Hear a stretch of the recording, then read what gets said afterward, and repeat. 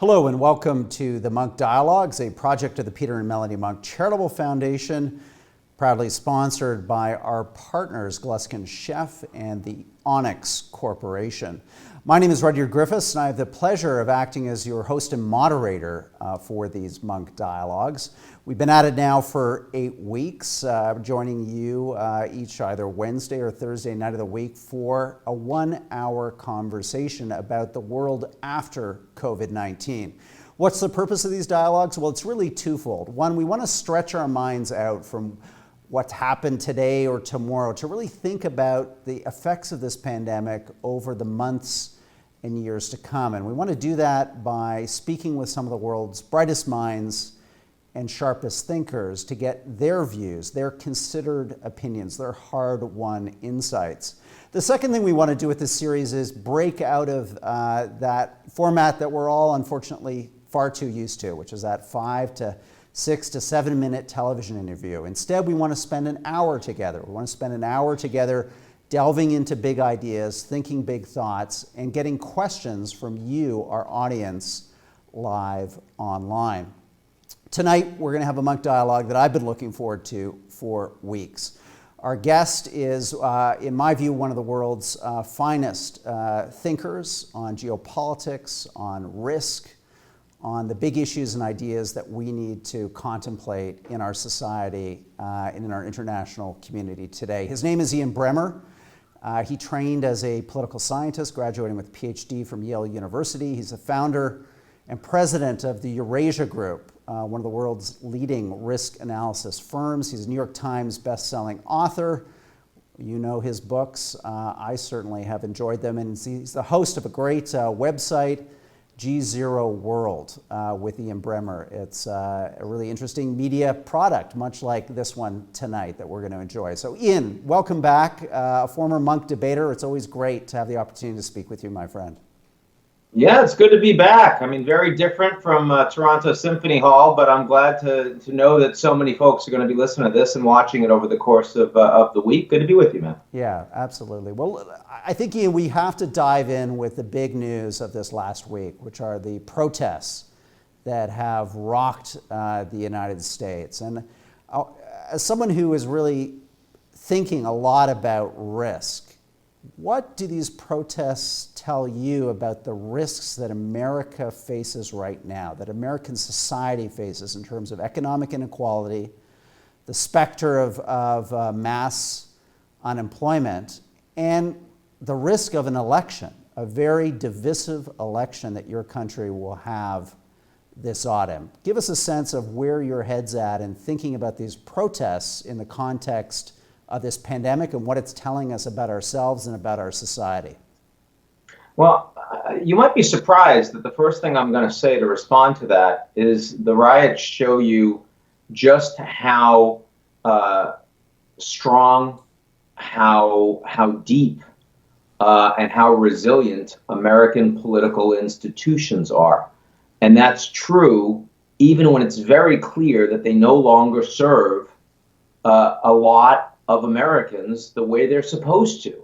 I mean, we've known about massive and growing structural inequality in the United States, and Black Americans in particular on the short end of that stick.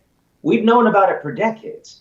America's been growing, pretty strongly, and yet since 1976, since our bicentennial, working and middle class wages have been flat. And African Americans in particular are seeing the highest incarceration rates in a country that already leads the world tables among advanced industrial democracies on that, have the highest unemployment rates, have the worst health care, have the worst experiencing with policing and with the legal system. And also now you have this pandemic and you're seeing that because they don't have large apartments and many of them live in much denser territory, they have a harder time socially distancing. They have lots of underlying health conditions, so more that get the disease, coronavirus, are becoming symptomatic and dying. They're less likely to be in the knowledge economy, so they're losing larger numbers of jobs than white people are on a per capita basis. And those that can still go to work have to go in person as opposed to remotely the way you and I are, Roger, putting themselves at risk. And so take all of that, which is a massive amount of tinder, and then light a spark. And the spark could have been anything. But in this case, the spark happened to be a man who was brutally murdered, being filmed 9 minutes, asphyxiated, and no one does anything to the cops. One, that kills him. Three, that are there and don't stop it from happening until violent protests occur to force the action of the state. I mean, this is not a surprise. The question is whether or not this time the crises that we're experiencing are big enough to actually move the needle to solve some of these problems, or to start to solve some of these problems. Ian, one of the reoccurring questions that we've had asked in these dialogues over the last number of weeks has just been about the pressure that this pandemic has put on democracies writ large, that institutions have been tested, many of them have been found wanting. Do you have concerns here about what kind of looks like, Ian, an emerging kind of conflict that we could think about in the future between the democracies of the West in the shadow of COVID versus the autocracies like China, who have done a remarkable job, seemingly, to suppress this virus, to maintain social order, and to project their power internationally? What is your feeling about the matchup of democracy versus autocracy in the post-COVID era? Well, one thing I would say is that 10 years ago, technology and its development was really helping liberal democracies and hurting authoritarian regimes. It was all about the communication revolution and getting information to people. It was a threat to North Korea. That's why they had to keep information out. It was a threat to China. That's why they had the Great Firewall. But today, and it's also why you got the Arab Spring. It's why you got the Rose Revolution, the Orange Revolution in the former Soviet states. Today, technology is much more about surveillance. It's much more about big data. It actually empowers authoritarianism. While in my society and in Canada, you actually have social media and other information that is being driven mostly by getting clicks and advertising, and a business model that has nothing to do with civil society, a business model that's maximizing profit, and civil society is an unintended casualty. And so that's a really big change that helps authoritarian states and hurts democracies. And there's a second one, and that is that we are moving into an environment where I fear much more than free trade moved labor into the emerging markets and grew a global middle class, but at the expense of a lot of middle class in the wealthy countries. You're now moving in a technological innovation age that an awful lot of people are going to have their jobs automated away. And that's going to be sped up by coronavirus very dramatically, because the tech and the digital economy, the virtual economy, are the big winners. That's how we're doing this event. We can't have one in person. That's how Amazon is delivering your stuff. You can't get to the stores. A lot of them have been closed. A lot of them aren't coming back. That also means that you're going to have, I think, structurally much less than full employment in democracies, in advanced industrial democracies. And our government doesn't guarantee full employment, and we don't have universal basic income. Instead, I mean, we've got creative destruction. If a company falls apart, that means better, more productive companies come along. But what happens to the people when workers, labor, and capital become unmoored from each other? Well, the Chinese system, which, believe me, I am not suggesting that I would prefer to live under, or that I think is objectively better system, but the Chinese system actually does try to ensure full employment, even if it's really inefficient. They don't care. That's what state capitalism is all about. We will put capital into inefficient organizations to make sure that people are employed. So I think you have these two really huge structural changes, both of which are driven by technology, just in the last 10 years, that have frankly strengthened authoritarian states and weakened civil society and democracies. Now, believe me, I don't think that the United States or Canada or any of the advanced industrial democracies are about to fail or collapse or even turn authoritarian. And we can certainly talk about that in the United States if you want. But I do think that for other countries, poorer countries, that are in the balance right now and are thinking about what direction they want to head, a country like India, a country like Brazil, a country like Turkey, increasingly the authoritarian model is seeming more attractive to them, especially because the United States is certainly not leading by example right now, either domestically or internationally. And I think that the coronavirus crisis and everything around it, both on the health side, on the economic side, and on the social dissent side, is accelerating that trend, experiencing 10 years of change over the course of 18 months. Wow, Ian, these are really interesting insights. So let's just play this out a little bit, because you're painting, I think, a picture that intuitively a lot of us are feeling through the lived experience that we're all sharing right now, which is that something big has happened, that there are going to be some really significant changes, that we could be looking at long-term structural unemployment. And we're going into that reality, Ian, with these profound inequalities in our society. Inequalities of wealth, inequalities of race. As you mentioned, this pandemic has hurt, has literally killed more people who are African American, Hispanic, who are visible racial minorities. This virus has had a racialized component to it. So what does that make you think about the future of democracies like Canada, the United States? I know there's significant differences there, but maybe focus more on the US because that is your home. What does that make you think about the ability of American civil society to hold together through this period of automation, high unemployment, and then these pre-pandemic fractures that are running deep through the US body politic? Well, I mean, this is the biggest, most destructive crisis of our lifetimes. I mean, you've got a massive pandemic. You have an economic recession much bigger than the Great Recession. So let's call it a depression, even though it's not going to have the scale of the Great Depression. And you have these riots across the country that could expand more broadly than that. There's no question that is going to create much more inequality. That is going to create much more hardship on the back of those working and middle classes, many of whom are going to lose their jobs, and they won't come back anytime soon. I mean, 25% unemployment, I don't think we're going higher than that in the U.S., and I think we'll bounce back from it very quickly.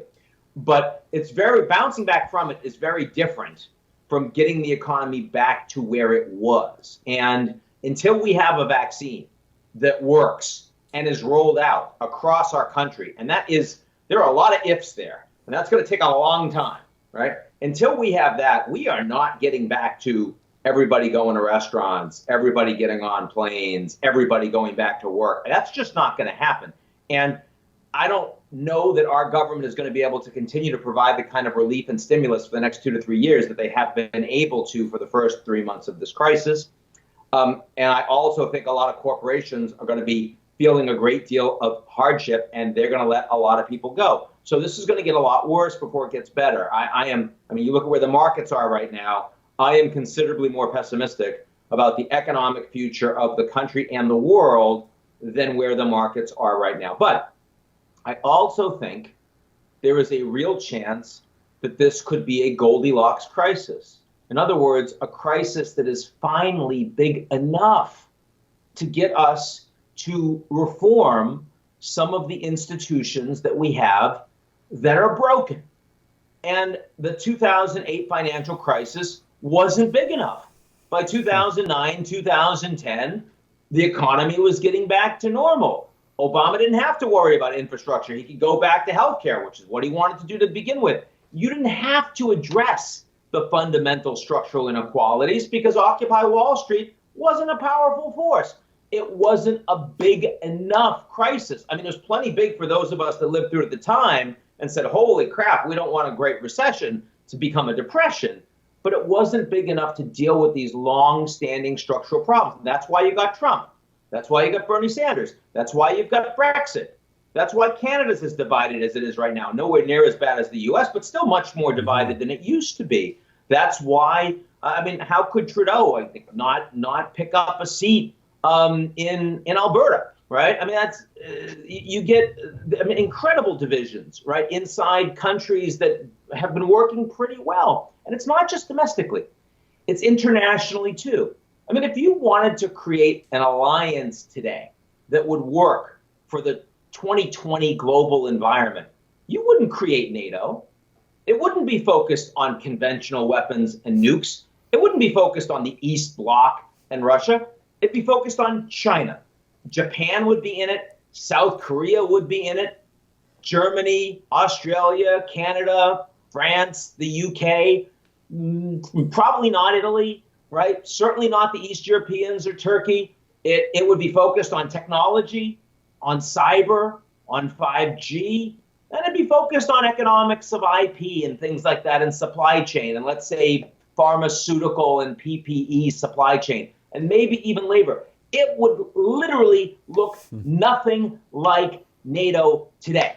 And when you think about all of our institutions, both international and domestically, the fact is that today's environment has changed a lot, but the institutions haven't. So the hope, Rudyard, is that this crisis, as it evolves over the next 3 years, both domestically within our societies as well as geopolitically across the whole world, will prove big enough that it will force us to address some of these underlying issues and truly reform our domestic institutions and our international architecture. That's a lot to hope for, but you and I both know that we get very little from human beings when we're not challenged, when things are fine. We don't address these structural issues. It's good enough. This G0 world I talk about, the absence of global leadership, you and I have been talking about this for a decade now, but it didn't matter to many people because we didn't have a crisis. Well, now we have a crisis. Now I'm saying, oh my God, is it a new global order? Is there no leadership? Like, where have you been? Of course this has been coming.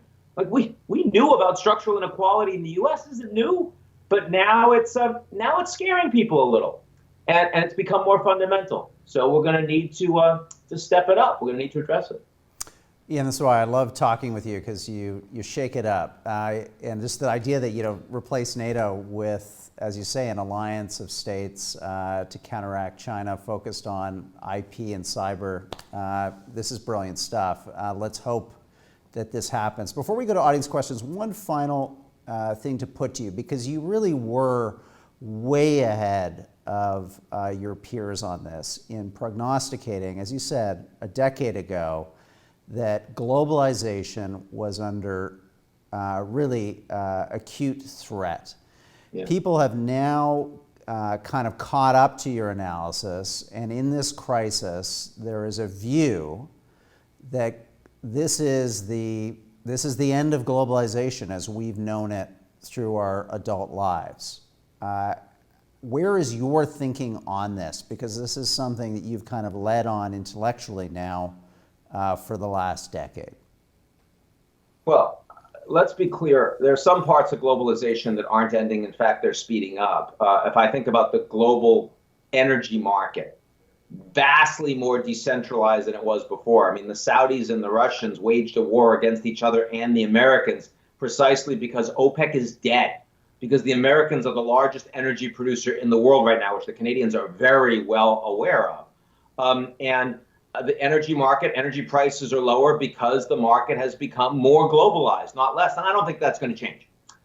But if you look at technology, which was the World Wide Web, it was everybody all over the world being able to log in and connect with each other. Well, actually, that is splitting literally in two. A technology Cold War with 5G, not just our smartphones, but the entire Internet of Things, everything with a chip in it, our homes, our smart watches, our biometric data, smart cities, are going to be either on a Chinese system or they're going to be on a Western system led mostly by the United States. That not only fragments a big part of the global economy in two, because if you build a port, if China through Belt and Road builds a port, they might have more influence over the country because of the terms of the loan, but anyone can use the port, right? Canadian ships, American ships, anyone can use the port, anyone can get wealthy from the port. If you have two different tech systems, two different sets of big data and the cloud and AI and 5G, you're using one or the other. And that means not only things like the filter of products that you see, but also who surveils you, collects your data, monetizes it, how, the future of digital currency. So that's the most advanced piece of the 2020 economy. It's becoming much more strategic and structural, and it's breaking into two. Mark Zuckerberg learned how to speak Mandarin and even asked Xi Jinping personally if he had a suggestion for a symbolic name to give to his newborn baby, which is a level of ass-kissing that one doesn't usually see publicly from a major CEO. And she said, no, I'm not going to do that. In the last month, Mark Zuckerberg has actually said to the U.S. government and publicly, we need to do something about China because we can't get access. We'll never get in. We're having a fight with the Chinese. It's radically different. And then in between technology and stuff you take out of the ground, you've got all of these goods and services. And goods and services, we've got a just-in-time supply chain, right? I mean, you don't need warehousing. You don't need lots of logistics. You just need, the fastest possible, smoothest possible global supply chain. And that means you can make everything out of China and developing markets because labor there is cheaper. Well, we are moving away from that for lots of reasons. One, the labor's gotten more expensive. Two, you don't need a lot of the labor because you can gigify it or you can displace it, particularly with AI and deep learning. Number three, the Chinese have not adapted to American or Western rules on rule of law or an independent judiciary, and their companies have gotten a lot stronger and more competitive. So we're having a harder time working there. Number four, we're having a huge fight with the Chinese, and interlinkages are going to become reduced. And number five, on the back of this crisis, you're going to see an enormous amount of stimulus to companies coming from taxpayers who are going to say, hey, you want that money, you move the capital and the labor back to our home country. So I do think that a lot of the movement towards globalization, which created incredible economic growth and efficiency, even though it was not at all efficiently distributed or equally distributed, is now going to unwind. We've hit a real change in trajectory. It's structural. And that is going to cost us a lot of money. It means a less efficient global economy. It means whatever your level of growth, there's more risk around it, and growth levels will be lower globally. And it also means that the likelihood of a fight between the United States and China is growing. By the way, Roger, it also means I'm probably betting less on the Chinese going forward, because if there's a fight between the U.S. and China on tech, I know where the Canadians are going. You've got no choice. I know where the Japanese are going with their security umbrella. They've got no choice. I know where the UK is going, Australia. I think I even know where the Germans and French are going, though they aren't as happy about it. Germans have switched recently on contact tracing towards Apple and Google. They flipped. They'll be on the American side, which means the Americans get the rich countries, and the Chinese have all of these countries that are massively indebted to China, but probably they're not in a position to pay off their debt. I'm not sure I'm betting as much on the Chinese portfolio, domestically or internationally, coming out of this crisis as a consequence of the unwind of globalization. I mean, America benefited mightily from globalization, but there would not be a global middle class in China if it wasn't for globalization. If you're unwinding that, they've got a big consumer base, but they've also got big problems.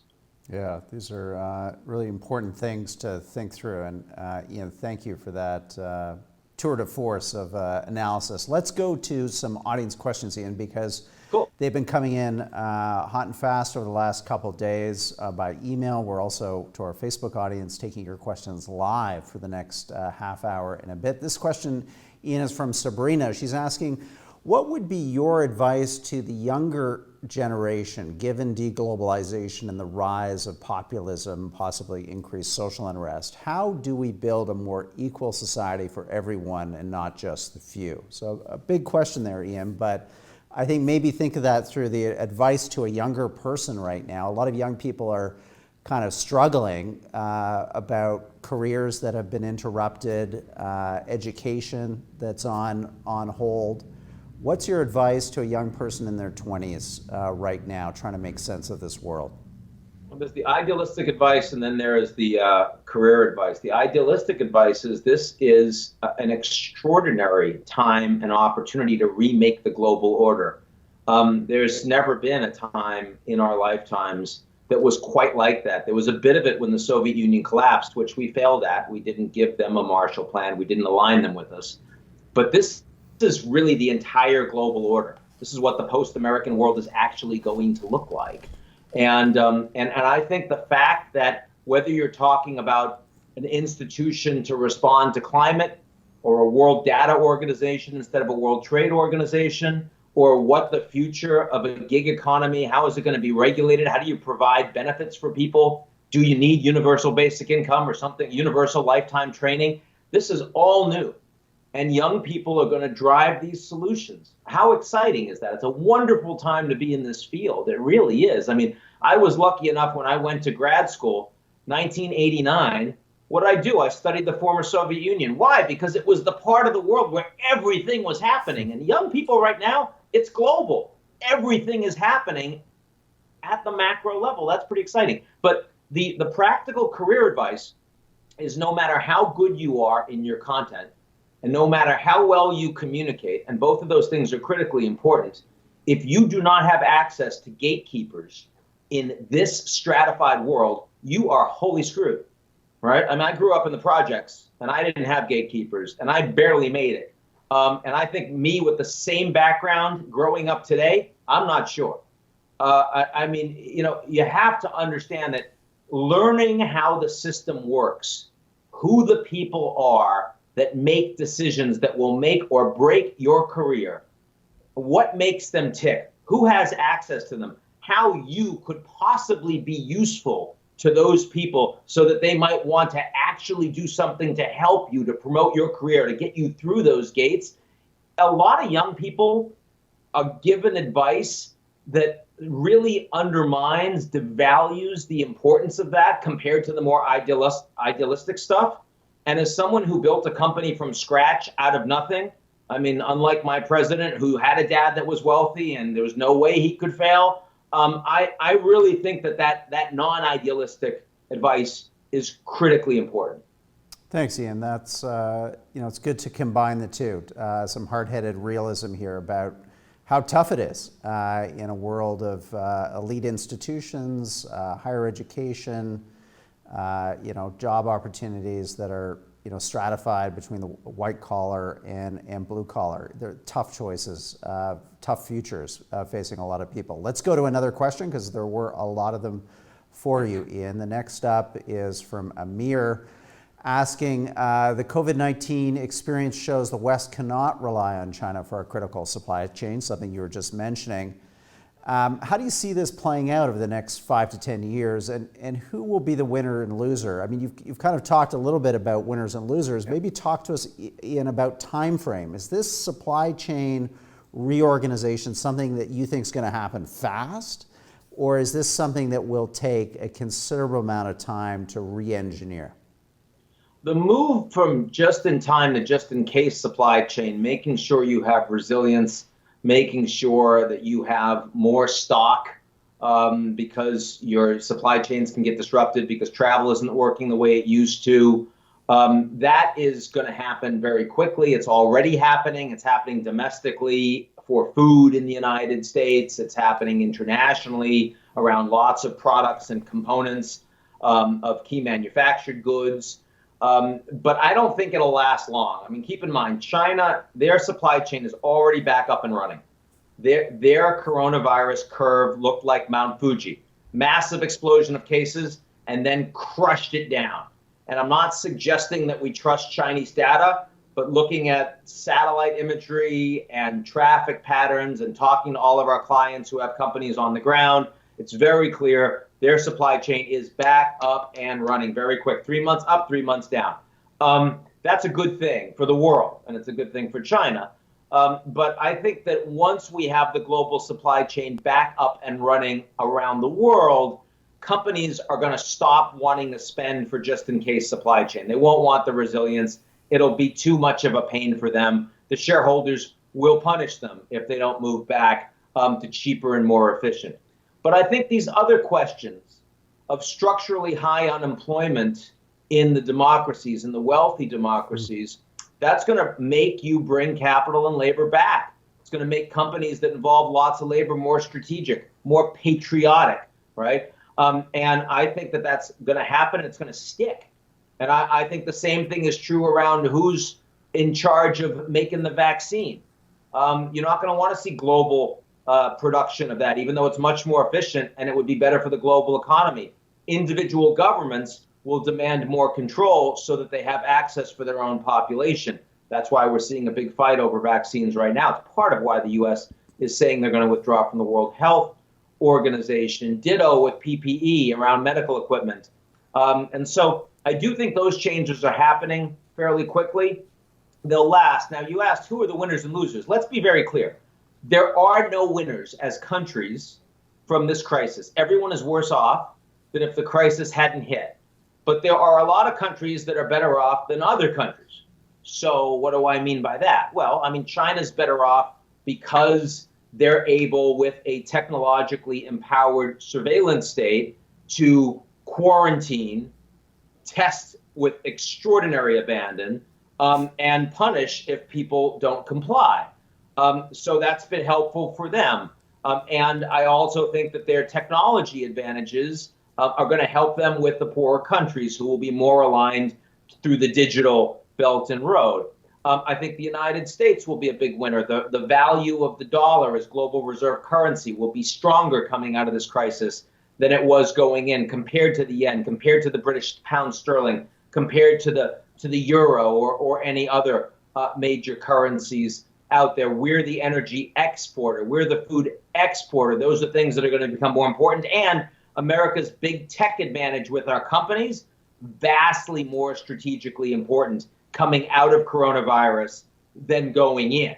And that disruption is going to make Europeans, Canadians, others more reliant on the United States. And then you have a bunch of other countries that are comparative winners because they've been governed really well through this crisis. I mean, we know Brazil's been governed really badly, Pakistan really badly, Mexico really badly. South Korea, Germany, Vietnam, Singapore, Taiwan governed extremely well. Norway, Iceland, New Zealand. There have been a bunch of countries that have done a really good job in not cheerleading, in focusing on science, in getting the testing up quickly, in having contact tracers, in learning the lessons from previous outbreaks from SARS, H1N1. Certainly Vietnam, Southeast Asian countries did well in part because of that. South Korea too, post-MERS. So those countries will come out comparatively better. You already see Merkel with 80% approval, more capable of structuring integration in Europe and bailout than anyone thought she could have been 6 months ago when she was on fumes, not able to get her preferred successor in place and losing so much support after bringing all of those Syrian refugees in. And then finally, and this is an interesting one that will surprise you, Rudyard, Sub-Saharan Africa, in part because they're not as exposed to globalization. They've got, I mean, Ethiopia has over 100 million people, and it's basically local agriculture. And they're not, there's not a lot of travel to and from Ethiopia. And they've got a really young population. The average age is like 19. And so even though they don't have the healthcare system, and if they get coronavirus, everyone's going to get it because they're not socially distancing and they're not testing, but almost no one is going to die. And a lot of people won't show symptoms. Why? Because the average age is 19. It's not Italy. It's not, the United States or South Korea. So I actually think that sub-Saharan Africa, which usually gets whacked so much worse, and if you've seen the news just today, in the DRC, you've got another outbreak of Ebola, which is, Jesus, like we really need that. And there's been, massive locust problems in Kenya and East Africa right now, which is eating up crops, and there's a hunger issue. But actually, from coronavirus, I expect sub-Saharan Africa will come out of this faster with fewer problems than the middle-income developing markets will.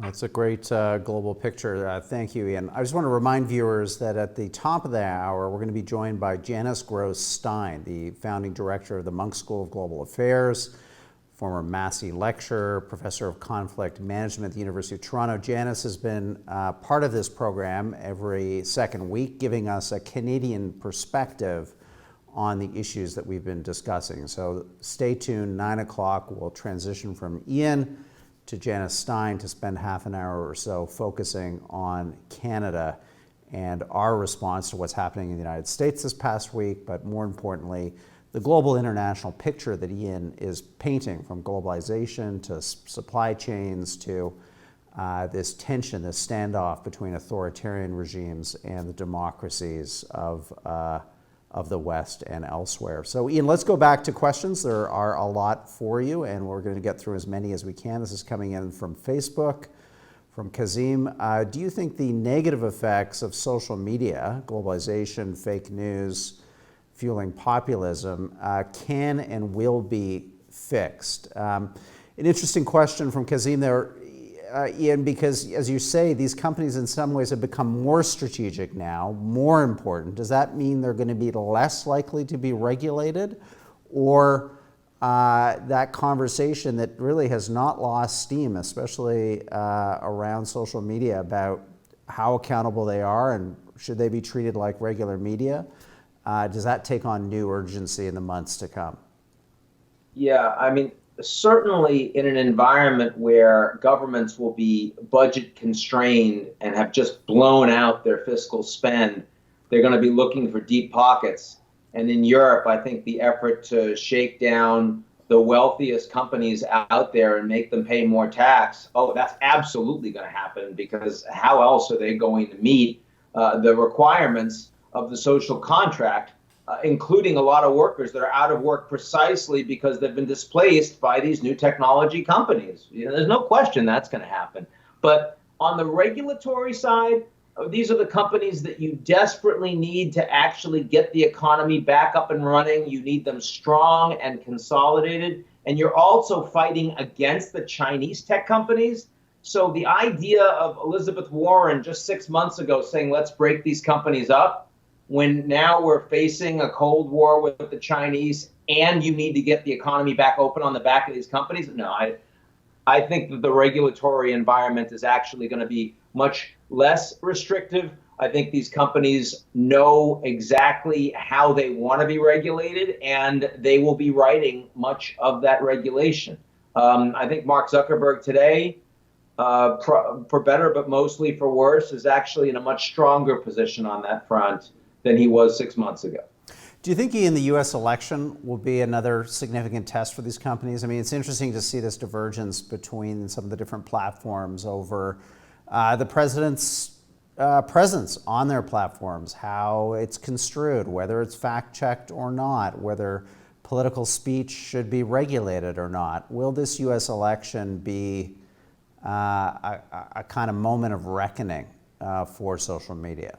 I don't think so. I mean, Twitter decided that they were going to do this experiment and go after Trump and fact check him on some political stuff, whether or not you could steal votes through vote by mail. And they said, here, look at this in the Washington Post. It's not exactly censorship, but I mean, the idea of sending Trump Twitter followers to the Washington Post, which he regularly decries as fake news, The Washington Post is best known for 18,000 lies and counting in their own fact check. I mean, these are both organizations that are deeply polarizing. Now, you and I may prefer the Washington Post to President Trump. It don't matter. President Trump, as of today, is at 42% approval ratings, with the highest unemployment of our lifetime, 6 to 8% economic contraction expected this year. 105,000 dead in the United States, probably heading to 150 to 200,000 before the elections. And that 42% is exactly what he was polling at when unemployment was at record lows before coronavirus hit. What does that tell you? This is not about social media and fact-checking. These people have made up their minds. And this isn't even just about Trump, though Trump is enormously divisive. And yet another day today showing just how true that is. But Trump is a symptom of a country that had stopped talking to each other, that stopped having common values, and were so deeply fed up with the legitimacy of the institutions of the other. And I don't think any amount of fact-checking in social media is going to fix that. It's so much deeper. If you don't fix the structural inequality, if you don't make a social safety net that works for people, why would Americans be capitalists if they don't have access to capital and they don't even believe their kids could? It doesn't make any sense, right? And when I was growing up, even if there was still a lot of inequality, Americans were generally so optimistic that even if they were in the bottom 20, 30%, they thought that their kids would have a chance to make the top 10%. Americans don't believe that to anywhere near the same degree anymore. And unless you fix that, unless you make the American dream a reality for the average American, the working class American, dare I say it, the Black American, if you don't do that, you can't. Social media is not going to fix it. There's just no way. What's the political risk, Ian, right now of an American population that's looking at U.S. stock indices that are overwhelmingly owned by the top 10%, even significant portions by the top 1%, approaching all-time highs of early 2020 that were already considered pretty frothy, while, as you just mentioned, 30 to 40 million primarily blue-collar working-class Americans are not employed, and many potentially, as you said, facing long-term unemployment. Is there, do you think, a kind of new political risk that is emerging around this extraordinary fiscal response and monetary response on the part of governments and central banks in particular? It seems like they're protecting the 1% pretty well. The 1% have had a pretty good pandemic so far, Ian. Yeah, that's certainly true, Rudyard. I accept that. And it's interesting that Trump, who is someone that has relentlessly watched the markets and always tweets about them when they're going up, has not been tweeting about the most recent rebound. He did when the markets first collapsed and then had a really good day. He hasn't recently. And that's certainly because his campaign folks are seeing that that doesn't play well. Right? They're doing that testing. So I think they get that the disconnect, until you start bringing jobs back, you're not going to be able to give that story. Now, to be clear, I believe that we're going to have double-digit employment for a couple of years plus. I think this is going to be systemically high for a while. But I also think that come November with the U.S. election, unemployment levels are going to be dropping at a pretty extraordinary rate because it's from 25%. And I think Trump will be spinning that story very, very heavily. So I suspect that, you asking me right now, well, Ian, there's 25% unemployment, 40 million Americans have lost their jobs, and the markets are doing incredibly well. Isn't that a disconnect? That's hard for Trump. But when the economy is moving in the right direction, even though it's still really reduced from where it was before the pandemic, I absolutely believe Trump will do everything humanly possible to spin that story in his direction. And with his supporters, he'll be somewhat successful in doing so. Maybe quite successful, we'll see. I mean, so far, one of the most important things to watch if you're thinking about Trump's reelection are the Republican numbers. And he continues to poll incredibly and consistently highly among his own base, many of whom have suffered economically mightily, aren't in that top 1%, my friend. I mean, he has 42% approval ratings. You just said the 1% has had a fantastic pandemic. Where the hell's the other 41% for Trump coming from? Yeah. Right? They're pretty consistent.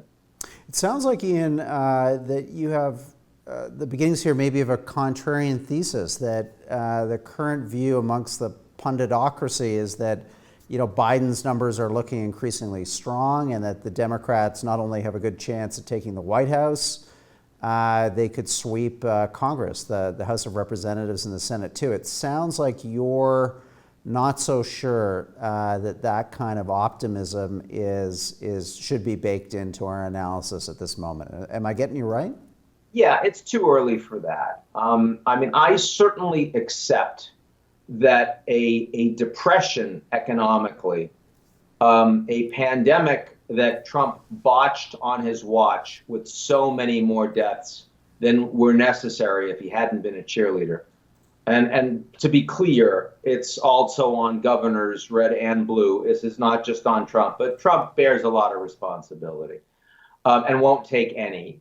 And the mishandling so far of the riots. I mean, so much that a former Secretary of Defense, Mattis, excoriates him just a couple of hours ago publicly, by far. Saying he's acting in an unconstitutional fashion. That's quite unprecedented in my lifetime from a Secretary of Defense that served in your administration. Quite something from someone considered a hero and the adult in the room by Americans on both sides of the aisle. Those are horrible, horrible things. But I also know that Trump's approval ratings not only have stayed solid, but the red voters are less worried about coronavirus. They're less inclined to wear masks. They want to get the economy going again. They're less scared about going to a polling place and voting. And we're going to be socially distancing to some degree in November. In fact, that's probably when you expect a second wave in the fall to come when you talk to the epidemiologists. So you've got that. What if we still have a significant amount of social unrest, some of which would be stoked by this president? Will there be fewer polling places? What's the process going to look like? I mean, what I promise you is that there is no one in the Trump administration in the White House right now that is uttering the sentence, we can't do that because it's wrong. They're not saying that. Now, around Biden, you've got people that are saying that, even Biden himself. Trump has never said the words, we can't do that because it would be wrong. And I think that gives Trump a better opportunity to manipulate the process in his favor. And so if you put all of those things together, believe me, I am not sitting here in front of you right now, Rudyard, and saying, I think Trump's going to win. But it would be very foolish at this stage, with the capacity that Trump has to drive headlines, the massive social media advantage he has over Biden in reach and in engagement, massive. And that's the way young people actually engage. And we haven't even seen them do deep fakes of Biden yet. We haven't seen them yet. That's clearly going to happen, right? We haven't seen a dirty tricks campaign yet. That's clearly going to happen. We haven't seen anything meaningful in terms of external intervention, which I don't think is going to be the be-all, end-all, but is certainly going to participate. So again, if you put all of that together, it seems to me very uncomfortable to think that Biden's just going to skate through. And by the way, we haven't even talked about Biden, who I consider to be a deeply empathetic, but also flawed candidate who's lost a step or two in the last few years. But I haven't talked about him because I don't actually think this election is about Biden. No. I think this election is overwhelmingly about Trump, and that plays well for Biden, but it also can play well for Trump. Yeah, it's a referendum on the Trump administration and their handling of this pandemic. Okay, and we're coming up 10 minutes to we're going to let you go at the top of the hour. Let's squeeze in as many questions as we can. Now, if you want to do a lightning round, yeah, where you ask me, like, if you've got a lot of them, and I'll just like let's do answer a a couple. sentence or two, we can do that. That's a great idea. So let's do three, and we'll break them up pretty quick, and we'll get answers for our viewers. So, asking here about Meng Wanzhou, who this was the Canadian court case that went against the daughter of CFO of Huawei, daughter of the founder, yeah. Very influential company in China that's instrumental in creating 5G technologies for China and exporting those around the world. They're asking what in a sense can Canada do here? How can Canada kind of manage this relationship? So that's question one. Question two. I'll go quick. You can't manage it. You're overwhelmingly dependent on the United States for pretty much, for your economy, your infrastructure, your tourism, and your tech. You've got an independent judiciary, but you're going to follow the U.S. on this one. Yeah, it's interesting. TELUS, one of our big telecommunications companies, just announced Ericsson and Nokia as the providers of their 5G, having previously worked with Huawei. So that's an indication of the direction we're going. Okay, let's take another in our lightning round here. Matthew asking, given the increased polarization between the two parties in the United States, what are the chances of a third party candidate in the next election? They've often, they've been spoilers occasionally, but seemingly inconsequential in the red state, blue state reality of U.S. politics. Yeah, there'll be a green something, there'll be a libertarian something. They will matter not a whit. I don't feel like there's space for a third party, particularly in this election, as polarized as it is. Great. Let's take another from our online audience. Will the huge unemployment figures bring about a universal basic income? This has been a reoccurring theme, Ian, in these dialogues. People asking, is UBI going to be one of the big public policy planks that come out of the post-COVID recovery agenda? My friend Andrew Yang ran on it, and he did a lot better than people thought that he would. Nancy Pelosi, Speaker of the House, recently said that she would be willing to consider it today. She never would before. The Spanish government is trying to implement it. At the very least, you're going to see a lot of talk and a lot of experimentation in that direction. Actually implementing it in an ongoing way is a massive cost, but one that I think you're going to see a lot of people consider given the structural increase in unemployment. Right. Good points. Let's go to another question from our audience. Here it goes from Ali asking, what would be the best solution in a perfect world to the situation that we find ourselves in? And you've said, in a sense, a complete rethink of some of the big institutions like NATO, the WHO. Is that your view of how we kind of seize this moment, a kind of rethink? And I guess just to challenge you, why is that likely to happen if the two people running for the presidency of your country are, on their way to being octogenarians? How are they going to rethink the global international order post-COVID? Well, I mean, given Biden's mental state right now, his VP is going to be much more important, and she will not be an octogenarian or a septuagenarian. So that's worth thinking about. But leaving that aside, if you want to be optimistic about something, you've got you've got 110 vaccine efforts out there, and some of them are being driven private sector, some of them are being driven by individual governments. But you also have the World Health Organization and the European Union working together with the support of my good friend Antonio Guterres, who runs the UN, and Bill Gates.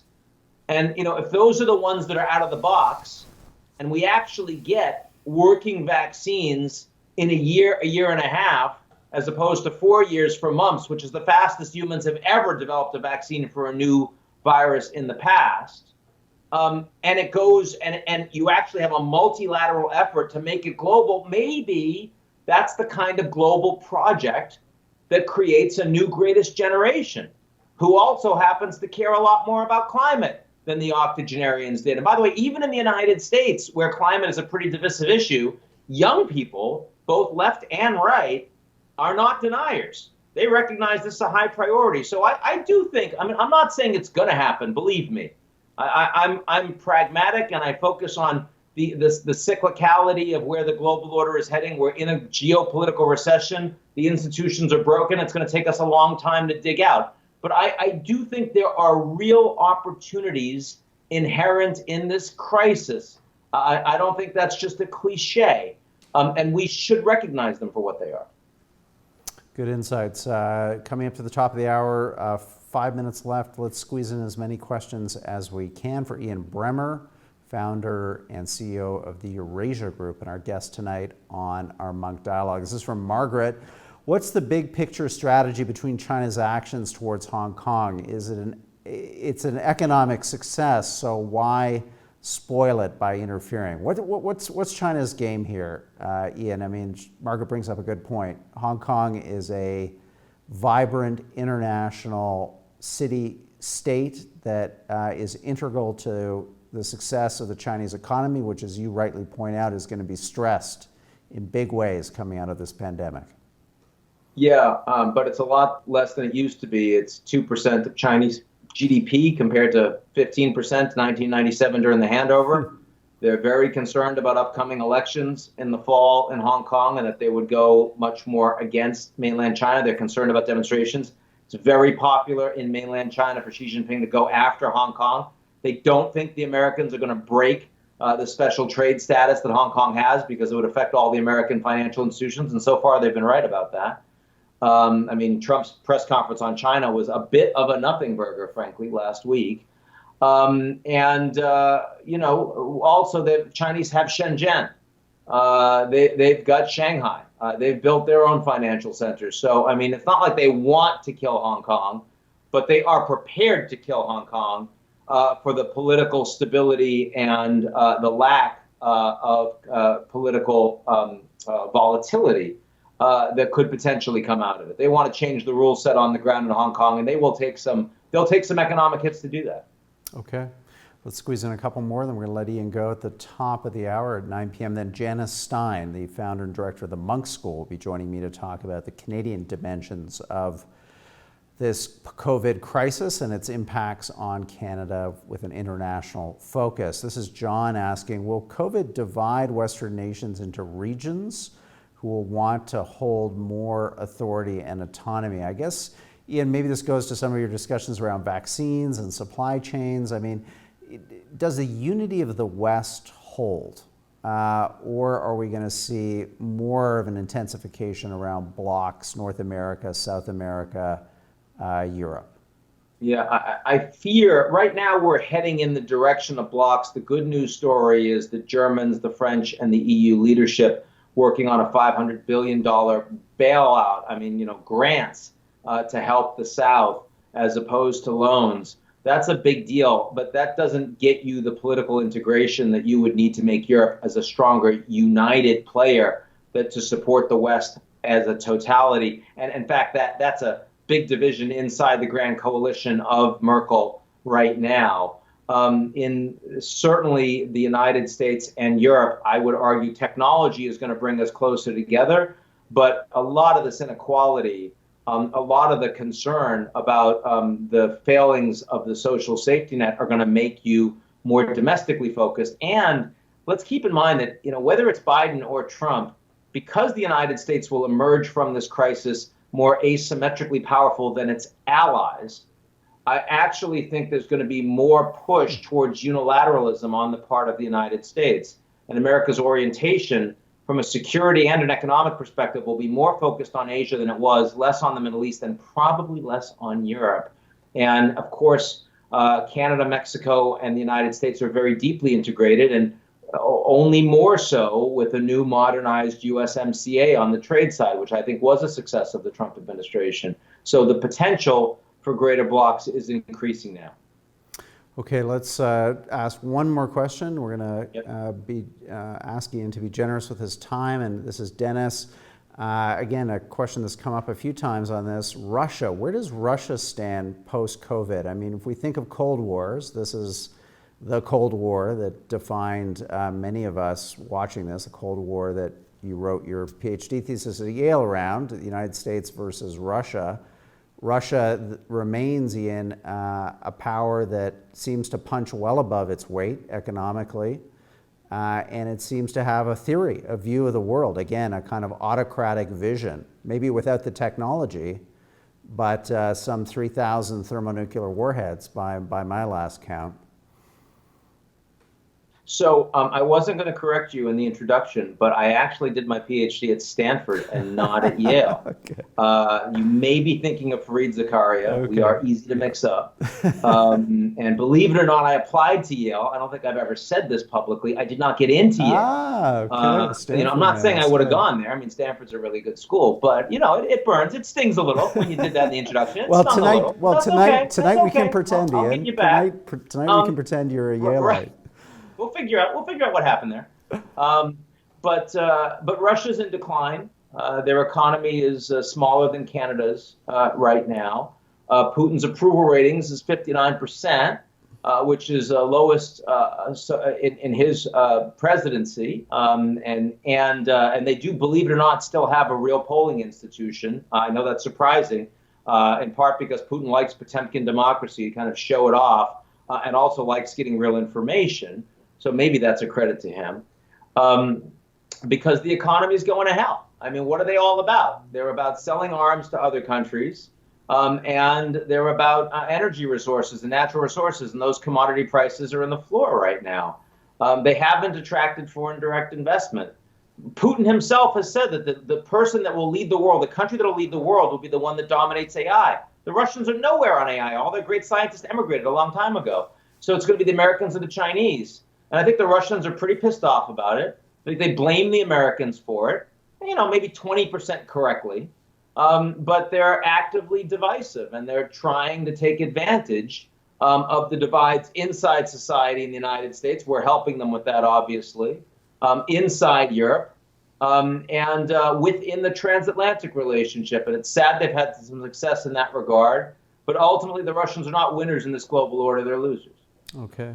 Ian, we're going to have to leave it there. Just always such a treat to speak with you. The kind of breadth of the palette that you paint on is always edifying, and I think it just shows the kind of hard work, the time that you've put into wrapping your mind around these issues through your best-selling books, through your research notes at the Eurasia Group, and for your leadership at one of the world's best risk management firms. So Ian Bremmer of the Eurasia Group, thank you so much for coming on this edition of the Munk Dialogues.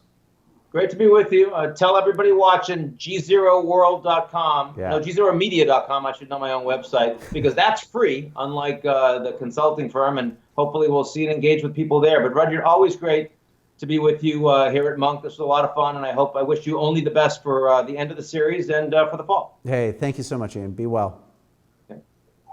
Well, audience members, we're going to now transition to our conversation with Janice Gross-Stein. Janice Stein is the professor of conflict management at the University of Toronto. She's one of the founders of the Munk School of Global Affairs, Canada's leading institution, higher academic institution for international relations. She's a former Massey lecturer, and she's been kind enough over the last number of weeks to join us every second week to provide a Canadian analysis, a Canadian kind of insight into the conversations that we're having here on the Munk Dialogues. And having Ian Bremmer on to talk about international affairs, it really makes sense to bring on to this program really Canada's preeminent commentator and analyst on global affairs, Janice Stein, who joins me now. Janice, great to have you back on the program. Okay. Tell us, Janice, we're just going to make sure that we've got your audio working there as best we can. So I will ask you another question. If we have a problem, just wait a moment and we'll get it fixed. But what was your key takeaway out of the conversation with Ian? If there was one thing that you want this audience, having spent an hour with Ian Bremmer, to reflect on, what would that one point or idea that he made that you'd like to raise to our attention? Richard, I think he underemphasized the damage that both China and the United States are suffering as a result of this crisis. He's the original G0 world. Which means no condominium, no Russia, no China, and the United States running the world, which is the way a lot of people thought about it. The United States is going through probably the worst crisis in living memory. It is this conjunction of these striking racial inequalities in the United States, which has an endemic history of racism, along with the virus. And it strikes me as a country, frankly, Rudyard, on the edge is 2 miles here. We are in for a very hot summer with a lot of violence. China does not come out well either. If you look at the pushback now in Europe against China, you talked about the decision that Bell made today in Canada. TELUS, yeah. TELUS and Bell. And they functionally said, look, we're going to go with European companies, and they were absolutely silent on Huawei.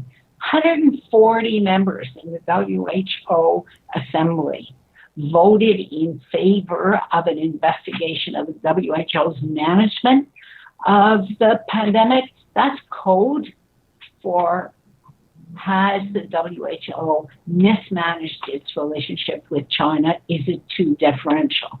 It would have been inconceivable, frankly, 6 months ago that we would be talking about this. We are moving into a world where the biggest powers are much weaker. That's not a good story. No. Janice, one of the articles I was kind of most struck, there were many over the last 48 hours regarding the riots in the United States, was a publication by the Washington Post where they went out and they interviewed past and current members of the CIA who've been abroad in countries that have experienced, in a sense, economic and societal collapse. And it was eerie to hear America's own intelligence officers describing the similarities between what we're seeing in the United States right now in terms of the authoritarian behavior of a president, protests on the street, a pandemic, as you said. I mean, what is your take as someone who's thought about how states fail and why states fail, about what is going on in the United States? And is this a moment where we really have to be contemplating that old adage, never bet against the United States? Well, I don't know. Does that still hold true? Let's talk about the short term first, Rudyard, and then the longer term, because it depends how long the bet is against the United States. I am worried. This crisis, what we're seeing in the streets right now across the United States, was triggered off by the murder of an African American that everybody saw live in real time. But the underlying issues are far, far bigger. As Ian said, it's African Americans who have disproportionately died from COVID, along with Hispanics. It's African Americans who disproportionately lost their jobs, who live in terrible housing, who go to work on the subways because they have no choice.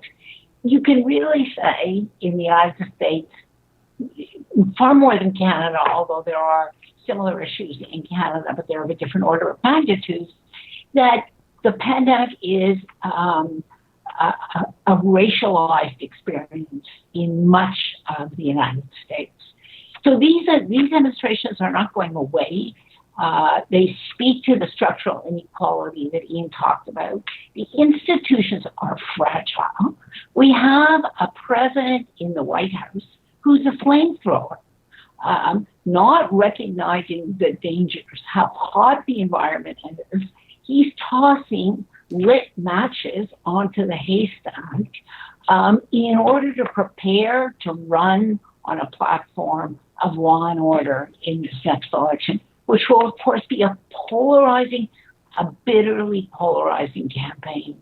I'm very worried about what these next 6 months look like in the United States. I'm concerned about what happens after the election, too. And I'm not the only one.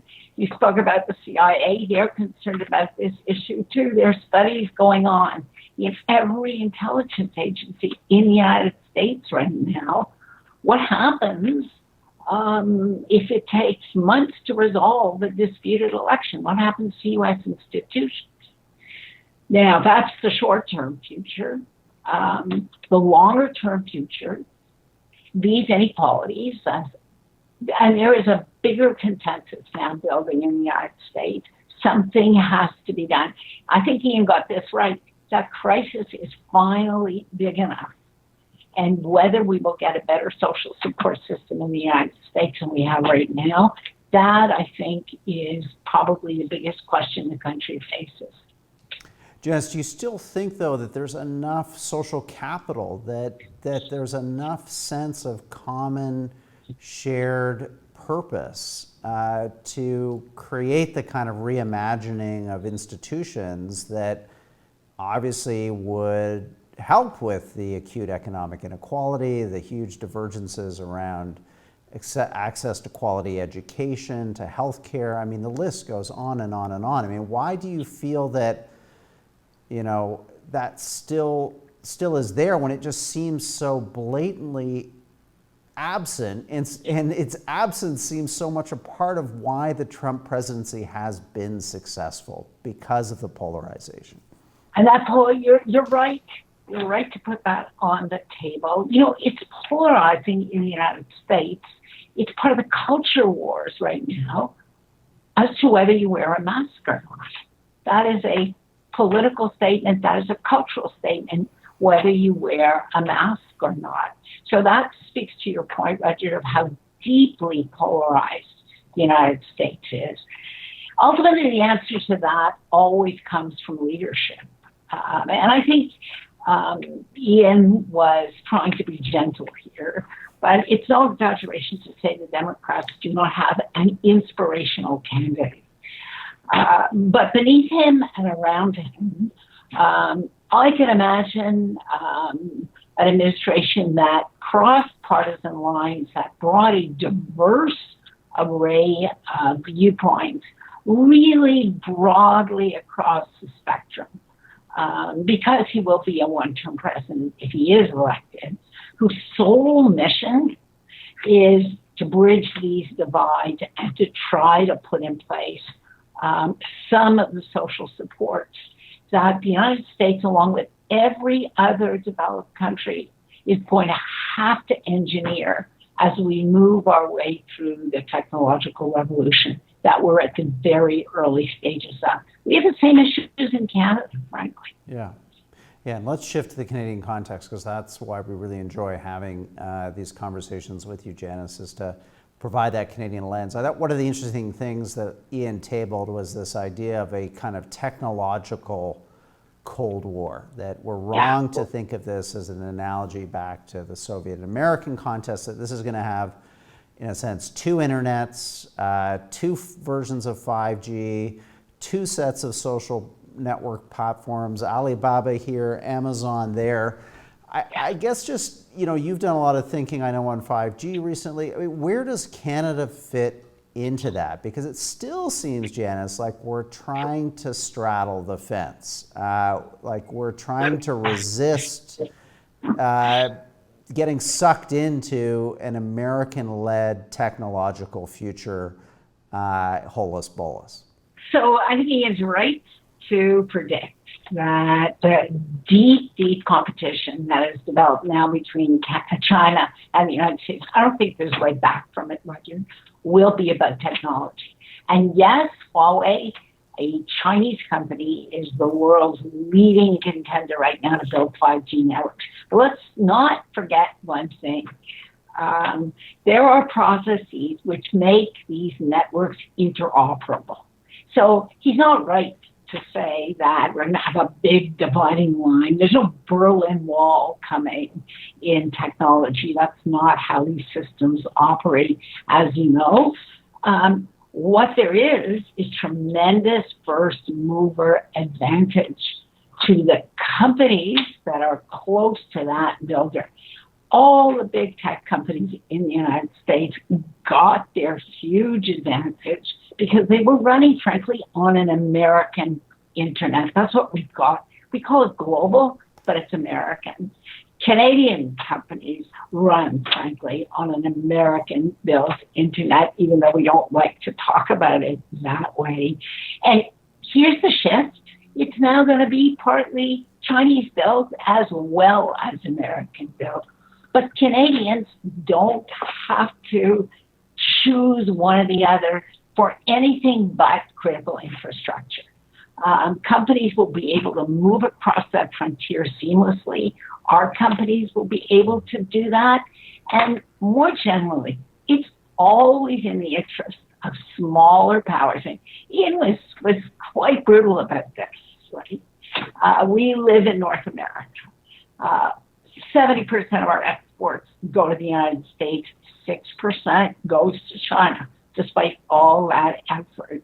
So, of course, our neighborhood is North America and trade is more regional.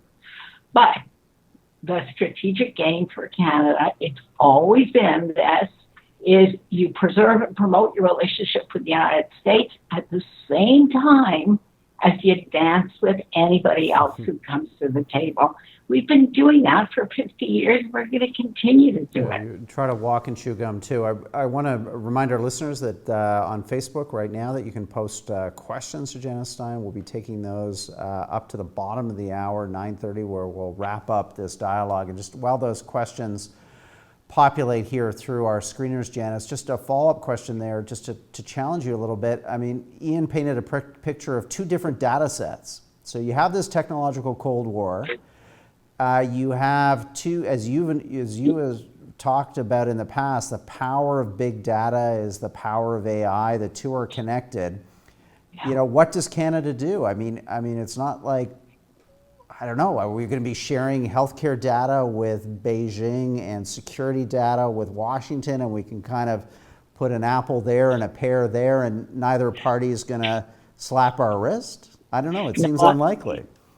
No, first of all, we're not going to be sharing health data with either Beijing or the United States, as you can imagine. That's the data that Canadians feel most proprietary about, their privacy concerns. And we have deep privacy preoccupations in this country. I've already raised people's hackles by saying we pay probably too much attention to privacy. Or we think about it always in opposition to the way we can use big data to solve big public problems. But boy, on health data, that is, of course, the very last frontier where Canadians will relax their standards. So all our companies in Canada, we have a growing and thriving high-tech community in Canada, which is so important to our future. It's difficult to exaggerate how important it is to grow that sector, but they will enter into collaborative arrangements with bigger companies who have bigger data sets because we're just too small. 35 million people is small in the world in which we're moving. We need to protect appropriately the IP that we generate, but we also need to find ways to collaborate with partners, not only in the United States, but in Europe, in Asia, so that we generate the benefits from an economy which is going to be driven by data, and that so that our companies can scale and grow. So here's the irony of what Ian said. The world is more regional. Europe is looking inward. Trade patterns are more regional now, and we live in North America. Asia is more regional, but Canada, more than any other country in the world, has to stretch its neck and keep looking up and out, even while this is happening. Try not to get it cut off at the same time. Okay, let's take some audience questions here. We're at drop. Kai is asking, how can Canada diversify our economy in this kind of environment? I mean, as you say, Janice, it's been the policy of governments stretching back really to the Trudeau senior era to try to take our exports to other places in the world. Yet our ratio of exports to the United States compared to our GDP, remains relatively constant, decade in and decade out. Yeah. And it's so easy for Canadian companies to export goods and services to the United States. And look, even through the pandemic, the borders closed, but the borders only closed to luxury travel. The goods and services are flowing across this border as they always have. And we're actually an important market for the United States, for many states in the United States as well. But if we actually look, and here's an interesting thought, I think, for Canadians to think about. Trade in goods has dropped over this last decade. That happened before the pandemic. Trade and services has gone up. And you know what has really gone up? Data flows. That has really soared over these last several years. So if we can grow our talent, grow our companies, scale these companies, have appropriate IP that generates benefits for Canadians as we partner with others, that is, I think, our most promising way to diversify our economy. Great, that's a positive message. Let's take another question for you, Janice, from our online audience on Facebook right now. Derek's asking, will any world leaders discuss global overpopulation, how it affects the environment, COVID, and others as a leading problem, or is it still, this is this viewer's view, political suicide? I don't know if it's political suicide. Let me give you some good news on this subject. World population is about to start shrinking on its own because there are more and more people with my color hair and fewer young people in most of the developed world. We are all aging. Europe is aging. North America is aging. Ian mentioned tonight, and he's right, Africa's young. Parts, one or two in the Middle East are young. But the birth rate is falling. The number of seniors are growing as part of the economy, and that is something that we actually don't talk about because that's expensive, and that's coming down the road along with the other problems that we've talked about. And so we have, I think, been really misled by population experts who predicted a much faster growing population than we actually have. Why do we have this dip? We educated girls. When girls get educated, they have fewer children even when they marry. So families that 2 decades ago were having 6, 7, 8 kids are now having that 1.8. I've never found that 0.8 of a child, no matter how hard I've looked. I think some of us think we have that 0.8 of a child. That could well be. Behaviorally, at least. That's right. But we actually have a shrinking population. Yeah. And by the way, that's going to suppress economic growth all on its own and suppress demand. Yeah, one thing you've mentioned to me before, Janice, what I think is really important to educate viewers about is that China faces a rapidly aging population, so that there's a view that China has to move now. It has 10 years where it has to make this global bid for power, because on the other side of that comes a story of economic declension. That's right. Let's just put one interesting fact on the table for our viewers tonight, Roger. In 2030, that's 10 years from now, China will be an older society than the United States. That's stunning. That's partly why China has been in such a rush.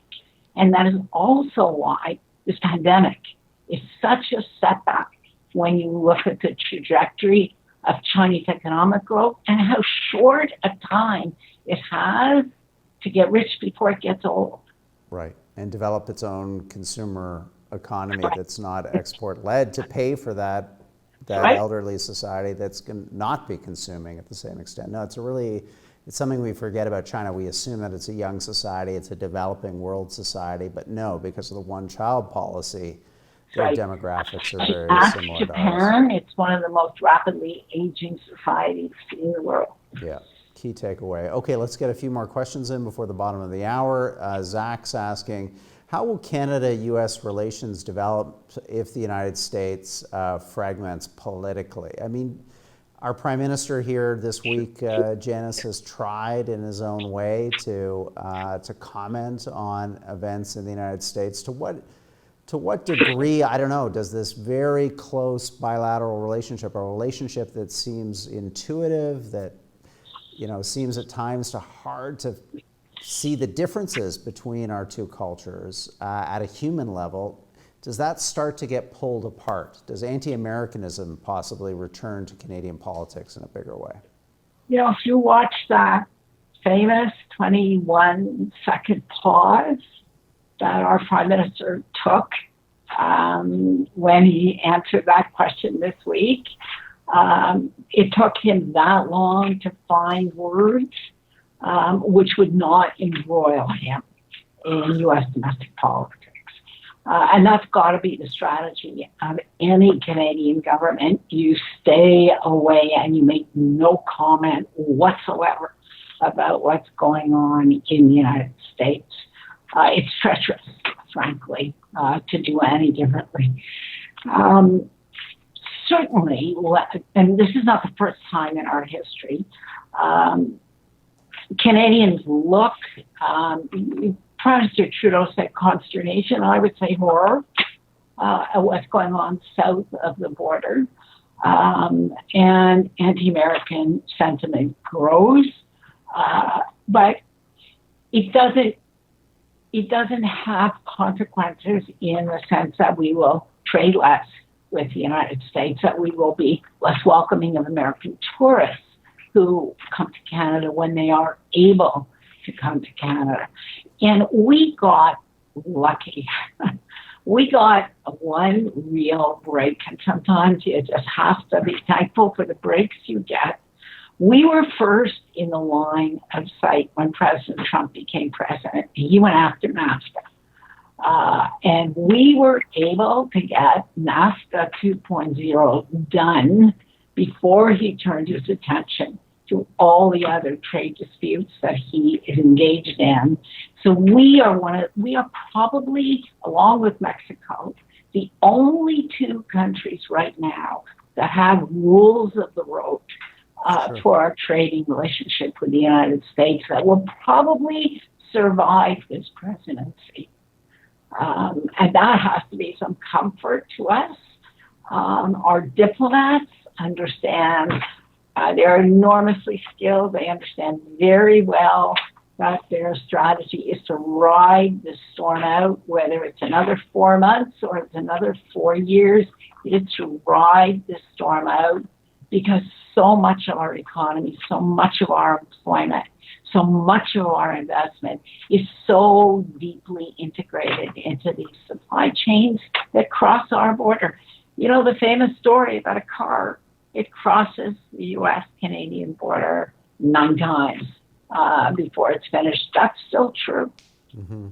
Good point to remind ourselves. Okay, Janice, we're coming at the bottom of the hour, but let's try to squeeze in just a couple more questions, but we'll do a double barrel here. I'll let you finish up on that. So the first question is Ryan asking, how will the billions of dollars in federal COVID relief be paid for going forward? How long will it take to financially recover as a country? And the next question is, let's see if we can get one up from our screener here, from NB, asking, how will universities worldwide, this is a good one for you, Janice, who are now going to be moving a lot of their courses and classes online, distinguish themselves from other less prestigious learning institutes?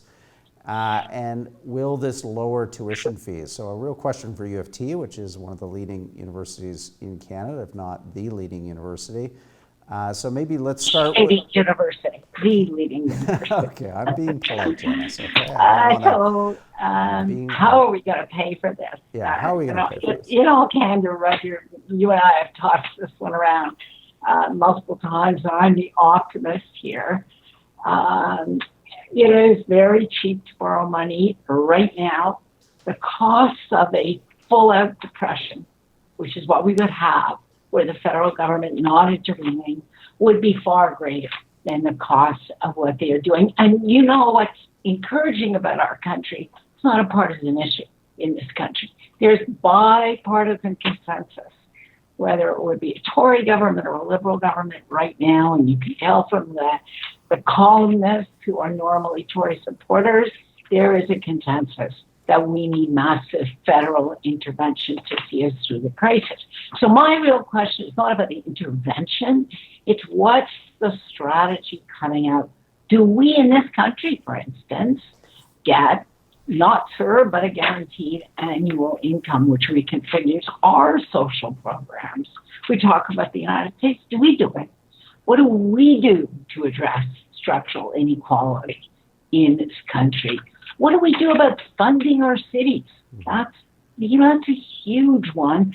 80% of our population lives in our cities. Mass transit is going to go bankrupt because nobody is using it right now. And yet if we fill our cities once more with cars, there will be massive gridlock and the cost to our economies will be just huge. This is a moment where our leaders have to think forward and use this opportunity to put in place not the institutions we need for today, but the institutions we need for this next decade as our economy shifts radically to a digital economy. Yeah, but Janice, just a quick interjection. I think my only comment I'd leave listeners to think about is that we've had these extraordinary expenditures taking our debt to GDP ratio federally from in the low 30s to roughly 50%. And unfortunately, we've spent all that money basically on replacing the evaporation, the disappearance of wages and incomes on the part of businesses and individuals. In some ways, it was the worst. We had to do it, but let's acknowledge that it was the worst possible type of public spending. It had no long-term productive effects. It wasn't investments in long-term infrastructure and education and all these other things we need, which we're now going to have to spend on with a much worse deficit and debt backdrop as we consider the possibility of even more public expenditures, even more indebtedness. Well, you and I both know that it's a very challenging situation. More public expenditures are coming. We're all talking about the possibility, Ian was talking about, of a second wave. We also need to talk about the possibility of a second wave of public expenditure because this is not a sprint, it's a marathon. And that second wave of public expenditure has to be focused on investing in our future and getting us ready for the economy of the future. So the time to have this discussion in our country is right now. With respect to universities, an issue that we are thinking about nonstop at the University of Toronto and in every university across the country. It's very interesting what's happened. We are getting huge pressure from students who want to come back to campus. I don't flatter myself that it's because they want more time with the faculty necessarily. They want more time with their peers. I'm absolutely convinced, given what I am seeing, that we are not moving to a full-time online university education. That is not what is going to happen. It may happen for 6 months. It will happen until we have better therapies or a prospect of vaccine registered. But people want to come back to campus, and as soon as that is possible, that will happen. Now, we will use digital technology, far smarter and far better way than we did before. But people want to be with their peers. I think we all need to understand that. Yeah. Okay, let's hope that happens. Janice, thank you for joining us. We're going to do this again on our next dialogue next week because I think it's a great opportunity for us to kind of try to tie up with you these last 10 episodes. What are the key lessons, the key moments that we should take away and think about over the summer as we here at the Munk Debates prepare for another set of dialogues to launch in September in the run-up to and immediate aftermath of the U.S. election. So Janice, thanks for coming on. Just a pleasure. Well, thank you for tuning in to tonight's Munk Dialogue with Ian Bremmer. This has been our 9th dialogue in this series. We've got one more to go next week. We've got a terrific speaker on deck for you, Victor Gao. He's a key voice out of Beijing, out of China on international relations, served at very high levels within his government, within industry and business, and we feel that it's important to end this dialogue series with an authentic Chinese voice, a Chinese perspective on this pandemic. So tune into that dialogue next Wednesday, June 10th at 8 p.m. Victor Gao, if you've got questions about China's response to this pandemic, China's policies internationally towards Hong Kong coming out of this pandemic, Victor Gao will be the person to answer your questions on our dialogue. I want to thank a terrific group of sponsors that have helped fund this series. They start with the Munk Charitable Foundation, the Peter and Melanie Munk Charitable Foundation. These dialogues really owe everything to the generosity of the Peter and Melanie Munk Charitable Foundation. This is all part of the Munk Debates institution and our ongoing efforts to bring smart, intelligent conversation to bear on the big public policy challenges that we face as a society. Thank you also to the presenting sponsors of the Munk Dialogues, the Onyx Corporation and Gluskin Chef, who've joined us and will be supporting these dialogues as they go into the autumn for a second set of 10 programs. So thank you to Gluskin Chef and the Onyx Corporation. Thank you also to a terrific group of partners. This has been growing over the last 9 weeks. Our friends at the Globe and Mail, Facebook Canada, the PBS and NPR stations out of Buffalo, WNED and WBFO, CPAC, Canada's Public Affairs Channel, Amber Mac Media, MAP Productions, and Antica Productions that takes care of our podcasting. So again, a great group that's really bringing this dialogue to tens of thousands of people across Canada and the United States. Well, I'm Rudyard Griffiths. Thank you for watching the Munk Dialogue with Ian Bremmer. We'll do this all again next week, Wednesday at 8 p.m. Eastern with Victor Gao. In the meantime, be well, be safe, and good night.